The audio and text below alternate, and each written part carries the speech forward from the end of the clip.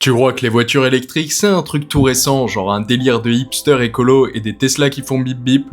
Et si je te disais qu'elles existaient avant même les moteurs à essence, avant les bouchons et peut-être même avant ton arrière-grand-père? Avant Elon Musk et ses Tesla qui te balancent des pets de lumière façon K2000, il y avait déjà des voitures électriques il y a plus de 100 ans. Mais avant tout ça, retour au 19e siècle. Les premières expériences autour de l'électrique donnent naissance à des véhicules électriques. Pendant que ton arrière-grand-père faisait la guerre avec une moustache douteuse, il y avait un gars chelou qui collait des batteries sur des chariots pour les faire avancer. Mais c'est vers 1890 que tout ça commence à bouger sérieusement. Une voiture électrique à 6 places est développée aux États-Unis par William Morrison. Elle roule à 22 km/h. Certes, oui c'est lent, mais à l'époque c'était une F1 version Silex. En 1900, à New York, une voiture sur 3 est électrique. Pas de pot d'échappement, pas de bruit, pas de manivelle pour démarrer, zéro galère. Dans les années 1900, les voitures électriques cartonnent et surtout en ville. Elles sont silencieuses, propres, faciles à démarrer.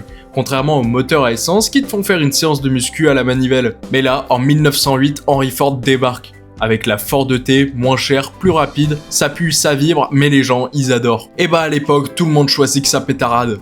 Résultat, l'électrique est en déclin et commence petit à petit à tomber dans l'oubli. Passons quelques décennies plus tard, dans les années 70, et là c'est le gros comeback. À cause de la crise du pétrole, l'essence devient chère, les gens cherchent quelque chose de pratique et d'économique.